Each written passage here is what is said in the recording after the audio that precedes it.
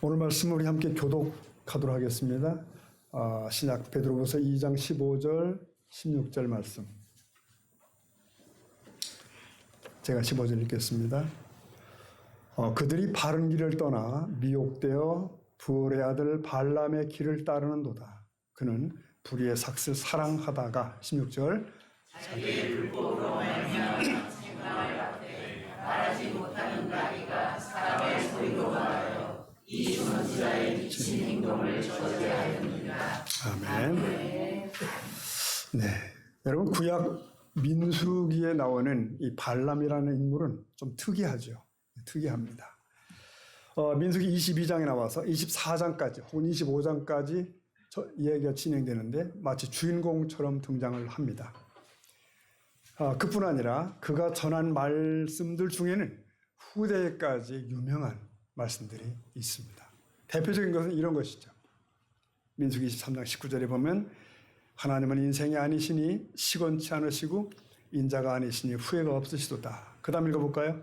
어찌 그 말씀하신 바를 하시는 말씀을 실행치 않으시랴. 네, 이 말씀은 생전 처음 듣는다는 분은 없을 거예요. 네. 수많은 설교자들에 의해서 자주 인용되는 구절이기도 합니다. 그러니까 발람의 입을 통해 주신 말씀들이란 뜻이죠. 발람은 이렇게 하나님의 직접 음성을 듣기도 하고요. 하나님의 원대한 뜻을 예언하며 선포하기도 합니다. 그럼에도 그의 최후의 모습은 야릇합니다. 하나님과 상관없는 길을 가요. 그렇다면 그는 정말 누구인가? 그는 선지자인가? 마술사인가? 혹은 어떤 점장인가? 여러분, 한때 하나님으로부터 사용된 사람이라도 사실은 하나님의 사람이 아닌 경우도 있습니다. 성령의 은사가 나타나는 사람도 진정 성령의 사람이 아닐 수 있는 경우가 있습니다.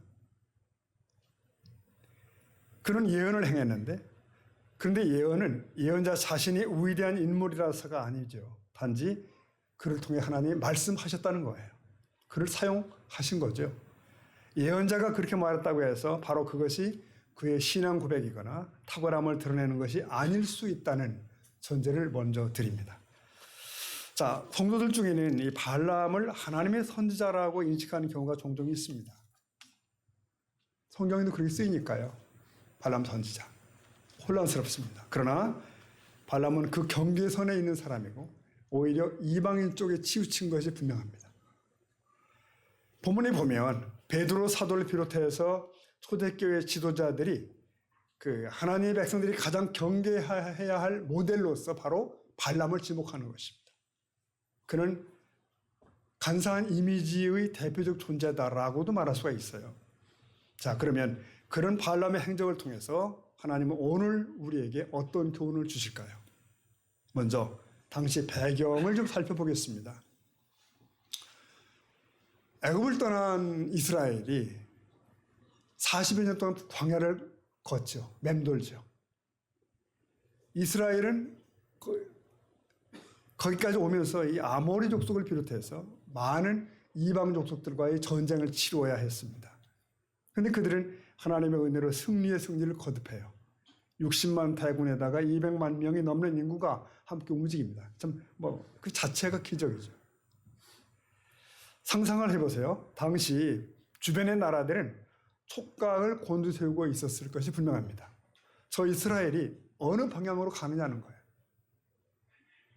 드디어 북진하더니 가나안의 동편 모압 땅에 도착합니다. 이 모압 평지는 20km 너비의 광활한 초원지대였습니다. 이제 서편으로 요단강만 건너면 가나안 땅인 거예요. 이때 요압 족속이 요압 평지니까요. 요압 족속이 이스라엘을 영접하고 잠시나마 쉼을 누릴 수 있게 했으면 얼마나 좋을까. 그런 생각을 해봤어요. 얼마나 좋았을까. 여러분, 모압 족속이 누구죠? 네, 아브라함의 조카인 롯. 롯의 후손들이잖아요. 그러면 이스라엘과 모압 족은 친척이죠. 남이 아닙니다. 그래서 저들이 여호와의 섭리를 제대로 깨닫고 있었다고 한다면 이스라엘의 가나안 행진을 이해할 수 있었을 거예요. 왜? 이미 일찍이 아브라함 때부터 하나님은 그 땅을 가나안 그 후손에게 약속을 하셨거든요. 하지만 모압의 후손들은 여호와 신앙을 다 던져버린 사람들이에요. 그러므로 친척 나라인 이스라엘에 대해서도 무관심할 뿐만 아니라 심지어는 적개심들과도 같고 혹은 자기들에게 해코지는 하지 않을까 두려워했던 거죠. 보십시오. 민수기 22장 3절에 이런 말씀이 있죠. 읽어볼까요? 이스라엘 때문에 누가? 모압 왕이 그런 거예요. 모압 사람이. 이건 당시 모압 왕 발락의 상태입니다. 이스라엘 때문에 번민해요. 잠이 안 와요. 저 이스라엘을 어떻게 해야 되겠는데, 망가뜨려야 되겠는데 라고 결심을 했는데 어떡할까? 그래서 그는 600km나 떨어진 곳까지 사신을 보냅니다. 왜? 거기는 많은 마술사들이 살았거든요. 그들 중에 유명한 술사인 발람을 찾아낸 겁니다. 그래서 발람이 성경에 등장을 합니다. 발람은 그쪽 메소포타미아 브돌 지역 사람이에요. 브돌은 유프라데스 강변에 위치한 성읍으로서 그 어떤 그 교통과 무역의 요충지였기 때문에 아주 지리적으로 풍성한 좀 흥청거리는 그런 곳이에요. 그러니까 잡다한 우상 숭배자들과 마술사들이 거주했대요. 발람은 당시 그들 중에서도 최고의 명성을 얻고 있었던 사람인 것 같아요. 이 발람이라는 말의 뜻이 이방인 혹은 백성을 망하게 하는 자라는 뜻이거든요. 그렇다면 이 이름 뜻으로 짐작해 볼 때 훗날의 이스라엘 사람들이 지은 이름일 것 같아요. 발람. 그 자는 발람이다. 자, 이스라엘 백성들이 광야를 지나서 모압 평지에 도달했을 때 가장 놀란 것은 모압 왕 발락입니다. 그는 이스라엘과 싸워 이길 자신은 없고 이제는 사자를 보내어 발람을 초청합니다. 네, 발락 왕이 발람 선지자에게 초청을 한 거예요. 발람이 다른 나라의 초대까지 받는 걸 보니까 아마도 그가 얼마나 유명한 점술가였을까 하는 걸 상상케 됩니다. 그러나 이 발락 왕의 사자가 처음 그에게 왔을 때 발람은 단호하게 거절합니다. 왜요? 신심은 없지만 가오까지 없을까요? 가오로 버틴 거죠. 제 판단입니다. 제 해석이에요. 그는 그래서 모압 사자들에게 이렇게 얘기하는 겁니다. 민수기 22장 8절 보면 이렇게 얘기해요. 당신들은 이 밤에 여기서 유숙하라. 여호와께서 내게 이르시는 대로 너희에게 말해주겠다는 거예요. 발람은 각 나라, 각 민족마다 섬기는 신이 있다는 사실을 알아요. 특히 이스라엘의 신 야훼 하나님에 대한 지식도 어느 정도 있는 것 같아요. 그렇게 밤을 지낸 이튿날 그는 발락의 사자들에게 말합니다. 22장 13절 뭐라고 하나 읽어볼까요? 시작. 내가 너희와 함께 가기를. 그러니까 자기 소위 점괘로 자기 영적인 어떤 그 판단으로 보니까 야훼 신이 허락지 않는다는 거예요. 동행을 거절합니다. 자, 그 소식을 전해 들은 왕 발락은 포기하지 않습니다. 다시 2차, 재차 사신들을 파송하죠. 그래서 더 높은 신분의 사신단이 발람에게 왔습니다. 그리고 더 좋은 조건을 제시하죠. 얼마나 달콤한지 보십시다. 22장 17절 보면 나와요. 이렇게 해봐요. 이렇게 전달한 거예요. 내가 그대를 높여 크게 존귀하게 하고 그대가 내게 말하는 것은 무엇든지 시행하겠다. 그러니 청하건대 와서 나를 위해서 뭐라고요? 이 백성을 저주하라. 이스라엘을 저주하라. 자, 이 요청에도 발람은 일단 거절합니다. 근데 표면적 거절인 것 같아요. 왜? 결국 발람은 이 모압 왕의 요청에 호응을 하거든요. 발락의 요청은 하나입니다. 이스라엘을 저주하라. 이스라엘을 저주해달라. 그래서 발락은 신께 드리는 제물을 준비하고 제단을 쌓고 그래요. 그리고 거기 발람이 와서 이스라엘을 저주하기를 기대하는 거예요. 그래서 이렇게 보면 미리 좀 보면은 이 도착한 발람을 그 제단으로 인도하고 근데 발람은 또 3번씩이나 그 요구를 다 물리쳐요. 왜요? 말을 자기 멋대로 못하 입술이 주장이 된 것 같아요. 하나님으로부터. 그래서 그 입을 열면 오히려 계속 이스라엘을 축복하는 거예요. 계속 축복합니다. 발락 왕은 화가 치밀죠. 발람은 자꾸 이스라엘의 흥왕하는 장래를 예언하고 심지어는 모압 족속이 앞으로 어떻게 망한다는 얘기를 또 예고하는 거예요. 자, 이 점에서 보면 발람은 어떤 선지자에게도 뒤떨어지지 않는 담대함, 예지력을 보여줍니다. 담대하죠? 눈은 열려 있었고 이스라엘의 미래를 통찰해요. 심지어는 여러분 발람은 이런 노래까지 지어서 불렀어요. 23장 7절에 보면 발람이 예언을 전하여 말하되 발락의 왕이 나를 아람에서 모압 왕인 동쪽 산에서 데려다가 이르기를 와서 나를 위해 야곱을 저주하라. 와서 이스라엘 꾸짖으라 하도다. 8절 읽어볼까요? 하나님이 저주하지 않은 자를 내가 어찌 저주하며 내가 어찌 이거 맞는 말이죠. 하나님이 저주하지 않은 자를 나 발람이 어떻게 저주하겠는가? 말도 안 된다. 하나님이 축복한 자를 누가 저주할 수 있나? 여러분 저와 여러분도 하나님이 축복한 자인 줄 믿습니다. 근데 여기 보니까 발람이 심지어 영안이 순간적으로 열렸어요. 그래서 장차 메시아의 탄생까지 예언하네요. 24장 17절 보면은 네 읽어볼까요? 한 별이 야곱에서 나오며 한 규가 이런 얘기입니다. 야곱에게서 별이 나오고 이스라엘에게서 다스리는 자가 나올 것이다. 즉 훗날 예수께서 만왕의 왕으로 오신다는 예언의 말씀이에요. 성령의 감동이 없이는 어찌 이 같은 예언을 할 수가 있을까요? 자, 이처럼 발람은 위대한 예언을 거침없이 쏟아냅니다. 하나님의 선지자라고 불리울만 하여. 그런데 어떻게 이런 발람이 이방인 점쟁이 복술자로서 나중에 규정되고 말까? 성도 여러분, 발람이 파멸의 발을 내딛게 된 것은 결국 보니까 물질과 명예의 마음을 빼앗겼기 때문이에요. 이게 그에게 하나님의 가르침을 따르려는 마음이 없었던 건 아닙니다. 그러나 동시에 그에게는 이재를 취하려는 탐욕이 잠복해 있어요.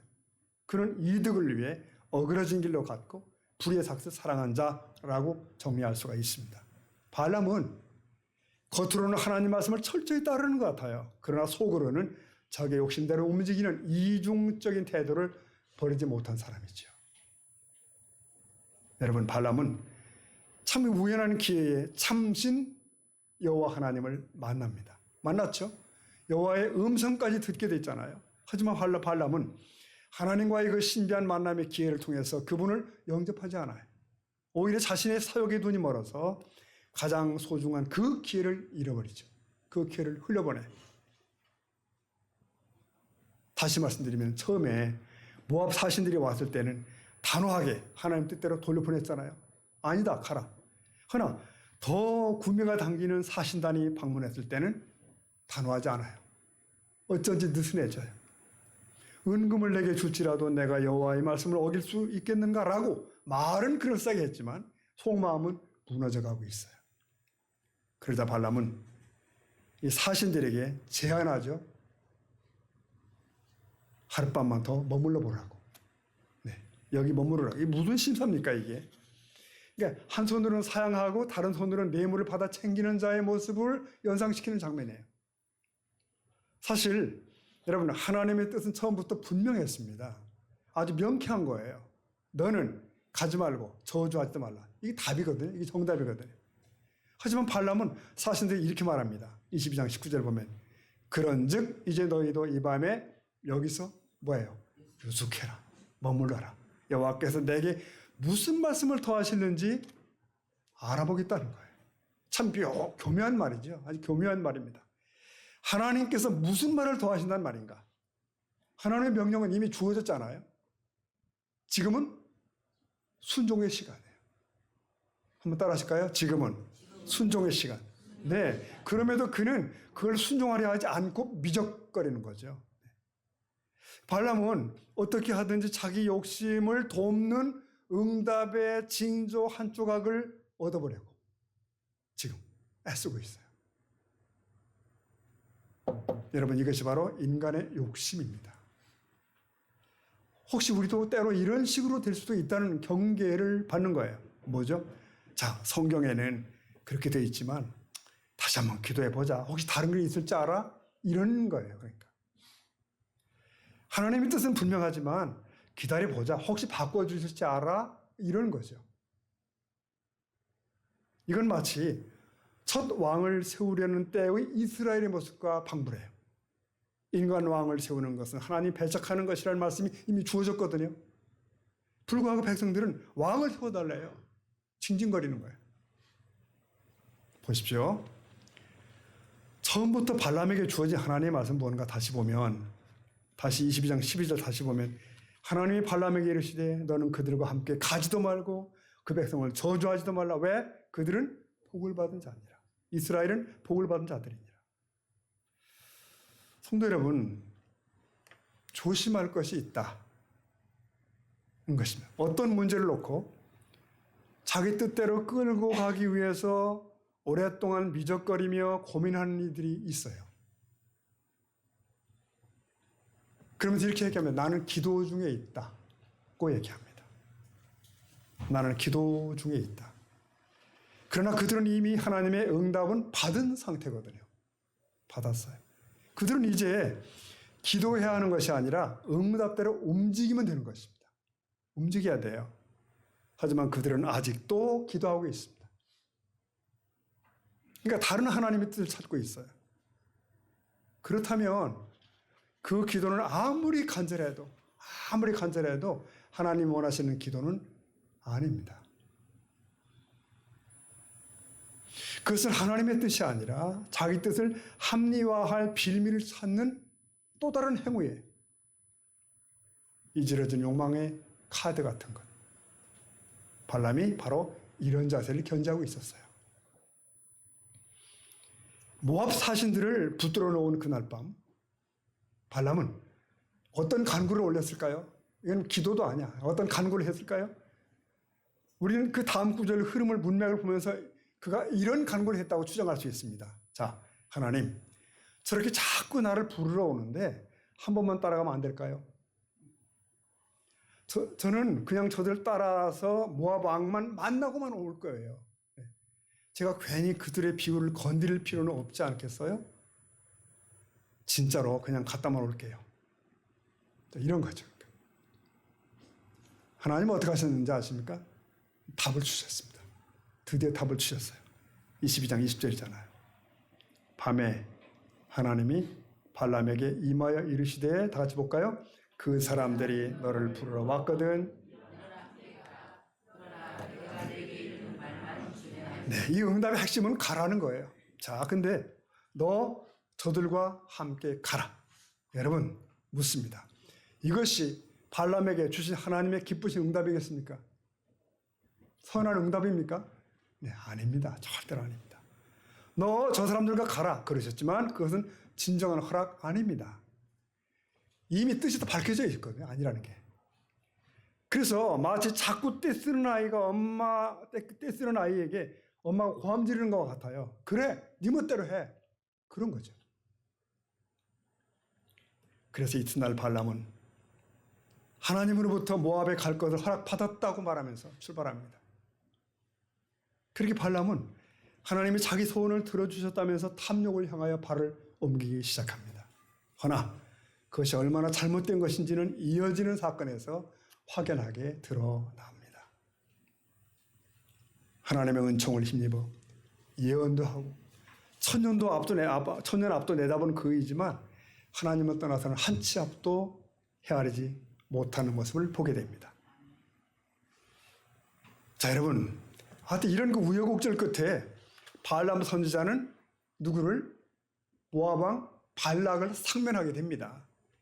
발락은 극진하게 이 선지자를 영접할 수밖에. 극진하게. 그리고 이튿날부터 발람은 발락이 만든 제단으로 안내를 받아요.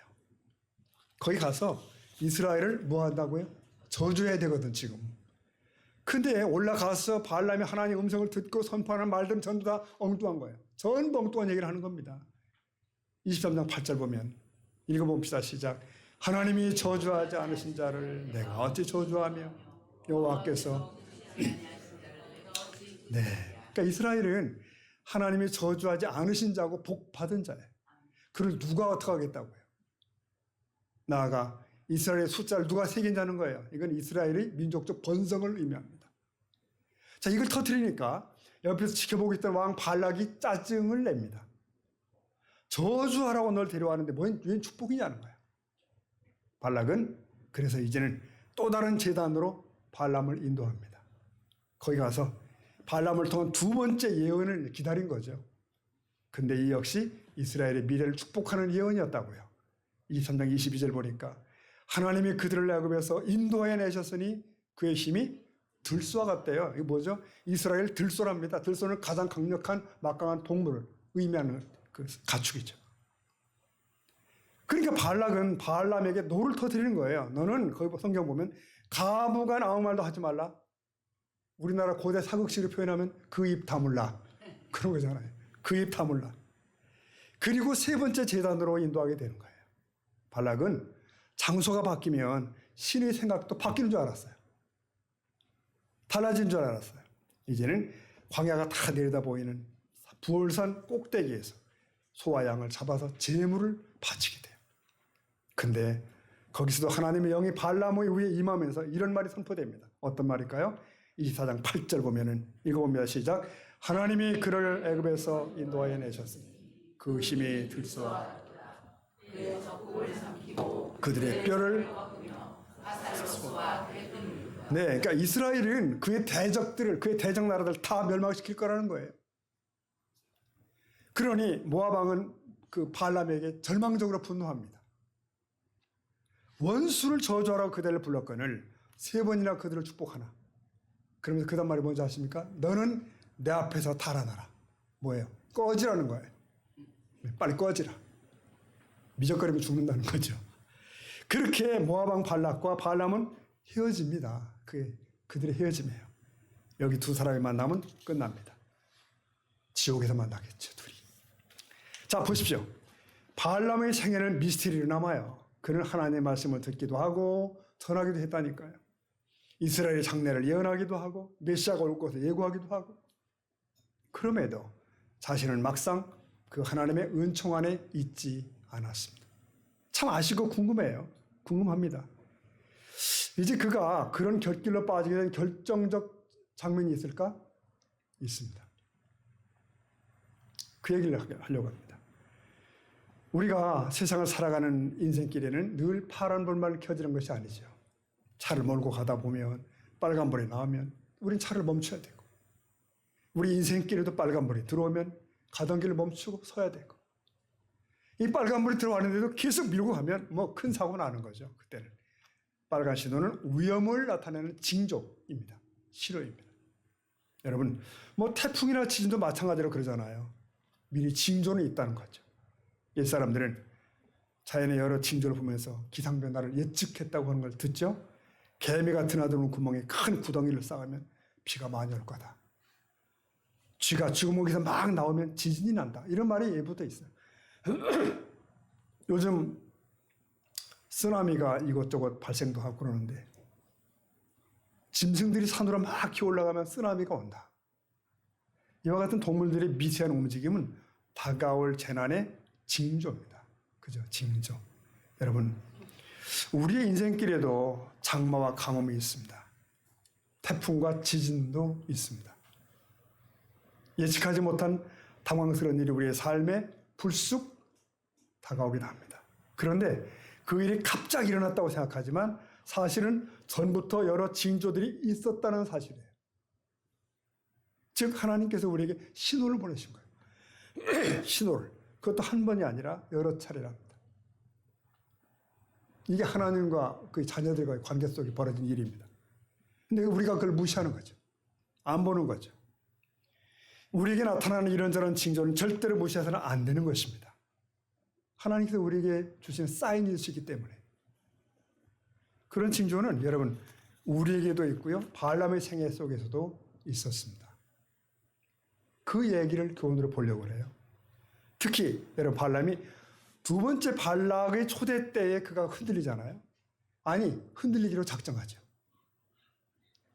발람은 평소처럼 나귀를 타고 출발했어요. 늘 그랬으니까요. 근데 그 이정표는 모압 가는 길, 모압 가리킵니다. 근데 길을 잘 가던 나귀가 갑자기 길을 벗어나 어디로? 옆 밭으로 들어가는 거죠. 밭으로. 깜짝 놀란 발람은 채찍을 들어서 나귀를 때립니다. 그러나 나귀는 나가지 못하고 옆에 있는 담벼락에 몸을 부비고 있어요. 또 채찍질하죠. 그래서 이번에는 나귀가 길이 털썩 주저 앉아버리죠. 화가 난 발람이 이번에는 뭐죠? 지팡이를 들어서 이제 나귀를 때렸다고 했어요. 놀랍게도 이 순간 여호와께서 나귀의 입을 여시는 거죠. 여러분, 지구상에 사람 말을 한 나귀는 그 전에도 없었고 그 후에도 없었더라. 네. 근데 이게 무슨 징조거든요, 지금. 22장 28절 보면 여호와께서 나귀 입을 여시니 발람에게 이르되, 다 같이, 내가 당신에게 지금 우리가 나귀의 말을 한번 같이 한 거예요, 지금. 네. 나귀가 말했습니다. 도대체 왜 때리냐는 거예요. 그래서 발람은 나귀가 말싸움을 시작합니다. 그래서 날 거역했기 때문이야. 칼이 있어도 넌 죽었어. 이렇게 됩니다. 그러니까 나귀가 발람에게 또 말합니다. 당신은 일생 동안 날 타지 않았는가? 내가 언제 그런 적이 있었나? 그러니까 또 발람이 없었지 그건. 여러분 보십시오. 당대의 유명한 이 술사가 짐승과 말싸움이나 하는 하찮은 존재가 됩니다. 이때 여호와께서 무지한 발람의 눈도 여셔요. 22장 31절 보면 그때에 여호와께서 발람의 눈을 밝히심에, 다 같이 볼까요? 여호와의 사자가 손에 칼 빼들고 엎드리니, 보세요. 칼을 빼들은 여호와의 사자의 등장입니다. 그 광경을 누가 보았죠? 나귀가 본 겁니다. 그리고 이제는 발람도 보게 되는 것입니다. 거기 동행자들이 있었거든요. 근데 동행인들은 아무것도 볼 수 없었어요. 왜? 사도 바울이 회심할 때 장면과 똑같습니다. 주변 사람들은 몰랐죠. 여호와의 사자는 발람에게 말합니다. 네 가는 길이 사악함으로 널 막으려고 나왔다. 내가 왔다는 거예요. 여러분, 그제서 발람은 호소합니다. 이제라도 돌이키겠나이다. 그런데 이건 여러분 발람의 참된 회개가 아니었어요. 단지 그 순간에 두려움을 피하고자 하는 면피용이었어요. 만일 그날 발람의 진정한 돌이킴이 있었다면, 거기서 진정한 회개가 있었다면 얘기는 달라지는 것입니다. 그 다음부터 얘기는 바뀌는 거예요. 그게 아니에요. 그날 여호와의 사자는 발람에게 얘기합니다. 너 가던 길을 가라. 계속 가라. 왜? 발람 속에 웅크리고 있는 탐심을 알았기 때문에 포기하지 않은 탐욕이 있는 거예요. 그는 그 악한 의지에 따라 움직이고 있는 거예요, 지금. 여러분, 참으로 허망한 것은 한낱 가축인 나귀도 보았던 하나님의 징조를 발람은 뭐죠? 보지 못했다는 사실이죠. 발람은 당대의 예언자로 알려진 사람이잖아요. 그런데도 하나님의 징조를 보지 못했어요. 자, 우리 인생길도 하나님의 징조를 있죠. 하나님의 신호가 있죠. 그러나 우리가 알지 못하는 경우가 종종 많이 있습니다. 예수님 말씀하셨죠. 저녁에 하늘이 붉으면 날이 좋겠다 하지 않겠는가? 너희가 시대의 표적을 분별하지 못하는가? 시대의 표징을 모르냐고 했어요. 이게 또 종말의 징조거든요. 여러분, 하나님의 징조를 보지 못하면 인생의 태풍을 만나게 됩니다. 우리도 세상을 살아가면서 우리의 나귀가 밭으로 들어가는 것을 경험합니다. 이게 징조니까요. 주변 사람이 돌변해버리는 거예요.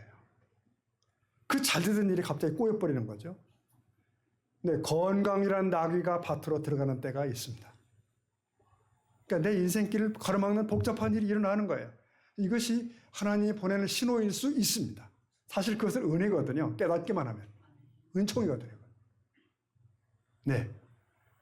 우리 인생길에 나타나는 크고 작은 일들은 그래서 결코 우연한 일은 아닙니다. 믿으시죠? 아멘. 그러니까 이유가 있으니까 우리의 나귀가 밭으로 들어가는 거예요.